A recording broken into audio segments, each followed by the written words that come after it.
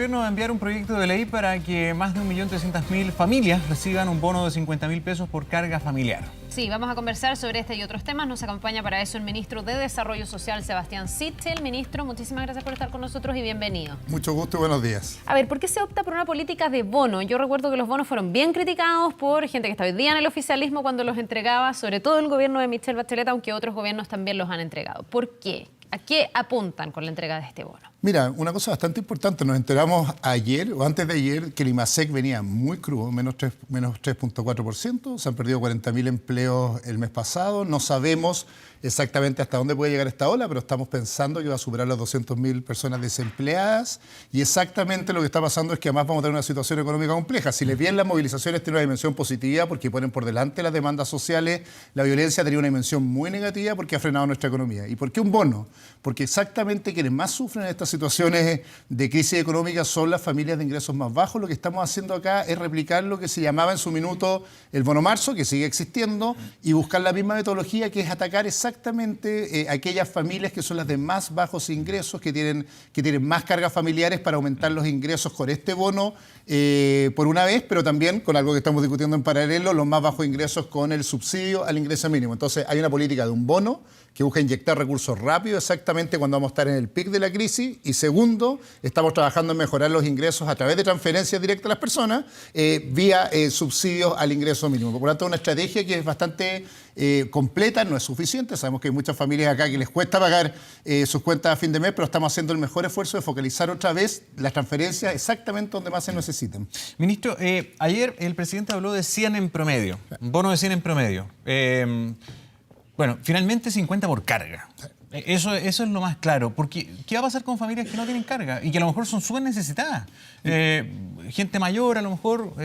Primero mirémoslo en positivo, porque se generó esta polémica ayer en redes sociales, pero la verdad es que aquí los causantes, es decir, las cargas, son más de 3 millones de personas. Por lo tanto, si bien el presidente habló de 100 en promedio y es 50 por carga, hay muchas familias que van a recibir más de 100.000 pesos. Eso quiero aclararlo porque nosotros tenemos la base de datos. Tienen varias cargas. Claro, que tienen más de 2 cargas y la verdad... Solo hijo puede ser. Si uno divide el 1.3 millones por más de 3 millones y tanto, es casi 3 en promedio, entre 2 y 3 en promedio, por lo tanto va a ser por cada una de las cargas. Ojo, no solo son hijos Cónyuges. Los que son cargas, son cónyuges, son adultos mayores dependientes que estén bajo el cuidado, a veces incluso son hijos que los tribunales han puesto, o sea, personas ajenas que los tribunales han puesto en custodia.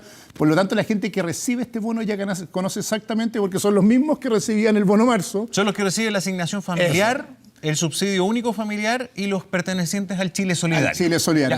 Los mismos del bono marzo. Los mismos que ahora cumplían las condiciones el mes de septiembre de este año para recibir este bono, van a recibir exactamente el otro monto. Y se les va a pagar de la misma manera, a través del IPS. Exactamente. Entonces, lo relevante acá, porque la polémica de redes sociales siempre genera esto, la verdad, las personas que son beneficiarias potenciales de este bono saben perfectamente quiénes son, porque son las que habían recibido anteriormente el otro bono. Por lo tanto, no hay una polémica real entre las personas que ya han recibido este bono, porque van a ser las mismas. ¿Y por qué?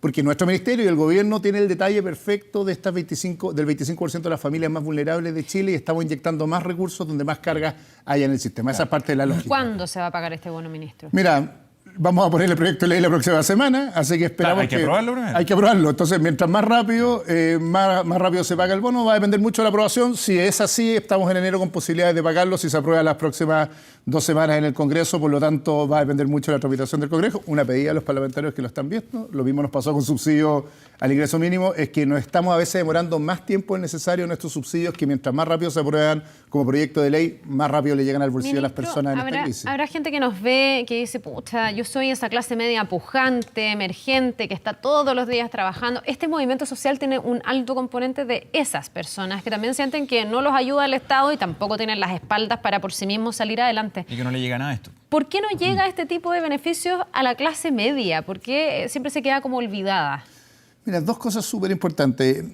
Hay una cosa que la discusión no puede olvidar, es que en Chile todavía hay altos grados de pobreza y que la pobreza en Chile es el 20% de la pobreza multidimensional, donde hay un pedazo de la clase media bien importante que sufre lo que se llama la pobreza multidimensional. Si bien tiene ingresos, esos ingresos no les alcanzan para pagar varias dimensiones suyas. Eso lo hemos medido en el Ministerio y varias de estas políticas apuntan a ese 20%. Y yo quiero decirlo porque varios amigos y gente me dice, bueno, ¿y por qué a mí no? Bueno, porque tenemos gente que sus ingresos no les alcanzan para vivir y cuando uno tiene un gasto público tiene que focalizar ahí. Esa es la primera respuesta. Estamos hablando aquí de familias que no tienen ingresos, lo del bono, o personas que están en el ingreso mínimo donde vamos a poner los recursos iniciales. Eso no implica que no tengamos políticas que van avanzando hacia el otro sentido. Parte importante de lo que no se discutió en la reforma de pensiones que se está proponiendo es que hay también subsidios directos a las pensiones de clase media con un porcentaje de aumento del aporte del Estado a las pensiones de clase media. Una es la pensión solidaria básica, otro es lo otro. Pero tenemos que tener dos discusiones al mismo tiempo. Lo primero, más importante, tenemos que poner más recursos donde más pobreza hay y eso no podemos olvidarlo. Y lo segundo, la clase media tenemos que ir avanzando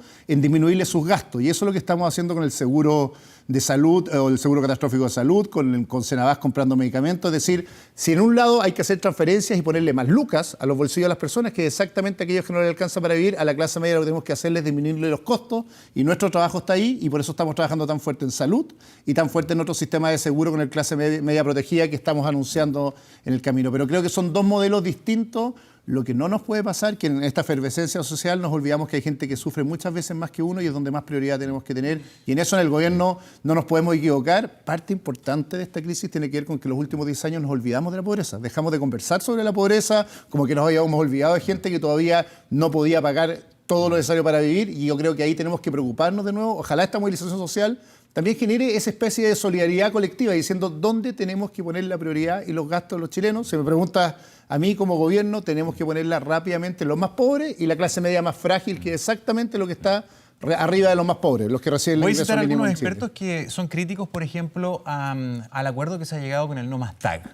¿Por qué lo estoy metiendo en esto que lo lleva el Ministerio de Obras Públicas? ¿Ah? No es tema de Moreno, no de Sichel. Pero creo que hay que ponerlo sobre la mesa. Hay algunos que dicen, oiga, ahí estáis dando una señal completamente injusta y nada que ver con lo que Sichel está diciendo.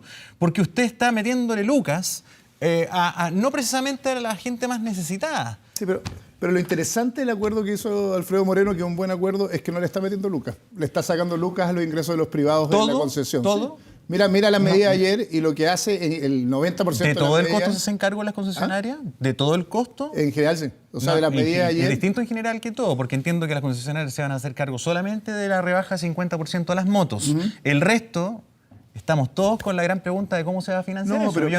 Pero las concesionarias no pierden ni uno. No, pero es súper importante el acuerdo y eso es lo valioso del acuerdo ayer, que si tú te ves todas las medidas, para no meternos en los detalles, la mayoría de ellos tienen que ver con pérdida de ganancias una cosa es que financien y otra es que pierdan utilidades. No aumentar al 3,5 anual. Entonces, por lo tanto, hay una buena solución que yo creo que es la conversación del segundo tiempo que tenemos que tener, que es, una cosa es que se financia con gasto público, insisto, la prioridad es pobreza y clase media de cristal o la más frágil del sistema, y otro es cómo el sector privado se hace corresponsable de los problemas sociales que tenemos. Y esa discusión la hemos tenido poco.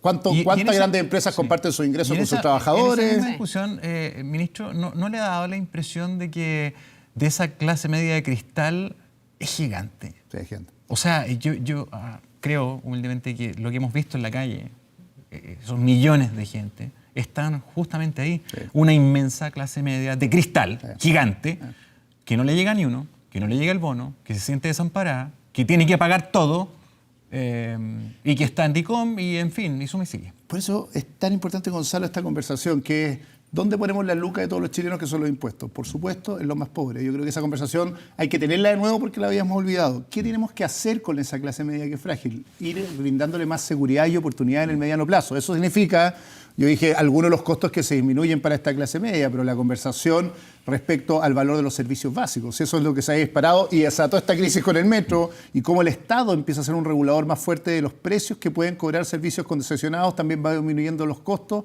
Y lo tercero, que es el principal componente del gasto hoy día, que es salud y adultos mayores que son dependientes de esta la clase media. Si lo que se ha discutido...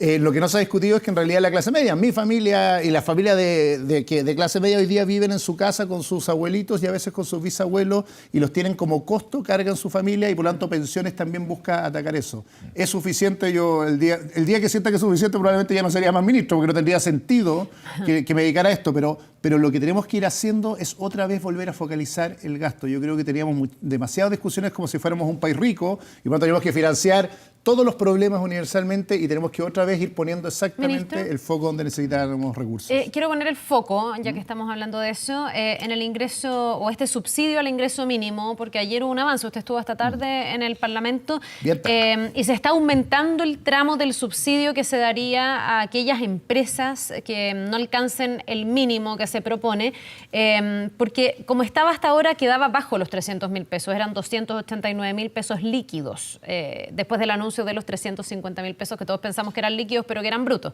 Eso se ha subido y entiendo que ahora nadie quedaría con un sueldo o este ingreso mínimo por debajo de los 300.000 líquidos. Sí.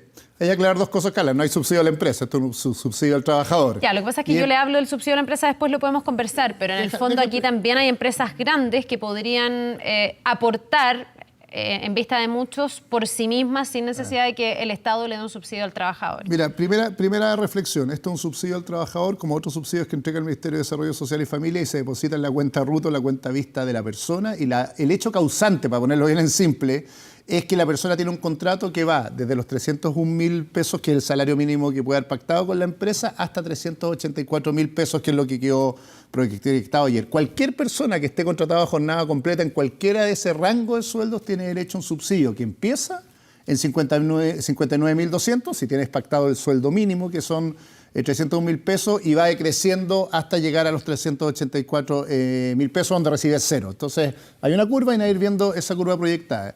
¿Qué es lo importante que hicimos ahí? Primera vez que hacemos una política social que no empieza y termina en cero. Normalmente lo que podemos haber dicho es meter todos los que ganaban 300.000 pesos, pero si alguien ganaba 305.000 pesos no hubiera recibido ni un subsidio. Y tratamos de hacer una curva decreciente por dos razones. Primero, que entendemos que todos los que están en ese nivel de ingresos tienen bajo ingreso, y lo segundo y más importante, no provocar un desincentivo a que las personas no suban su sueldo, la empresa no le suba el sueldo, porque va disminuyendo el subsidio, pero sigue manteniéndose hasta ese ingreso.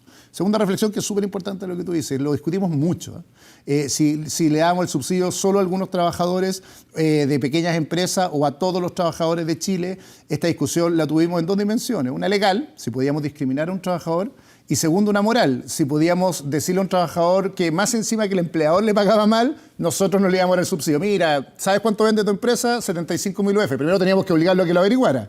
Y segundo, le íbamos a decir cuando llegara a la puerta a tocarnos, sabe que usted no, mire, su empresa es mala, le paga mal y más encima el Estado no lo va a subsidiar. Tomamos la decisión moral y legal de que no podíamos discriminar a ese trabajador. Eso no implica que vamos a tener, por supuesto, vamos a ver dónde son esos trabajadores y vamos a tratar de ir informando qué empresas son las que pagan malos sueldos, y por lo tanto sería súper bueno que si un empresario nos está escuchando, diga yo no puedo estar en esos márgenes de sueldo si tengo una empresa que tiene muy altas utilidades. Claro, ministro, lo que pasa es que uno esperaría que las empresas que pueden hacerlo en la idea de este nuevo pacto social paguen sueldos dignos sin necesidad de que el Estado ponga y transfiera plata directamente al trabajador. Yo espero exactamente lo mismo, pero me parecería injusto que por no hacerlo esa empresa yo más encima castigar al trabajador. Y por lo que ayer en la discusión, esto viene rápido, habían puesto la oposición, algunas partes de la oposición, una discriminación entre unos otros trabajadores, lo que dejaba 300.000 trabajadores fuera de la posibilidad de este subsidio porque incluía a la subcontratada. Nosotros tomamos una decisión, lo que decía, moral y jurídica, diciendo no vamos a discriminar al trabajador porque a él le vamos a depositar y él va a tocar la puerta del gobierno,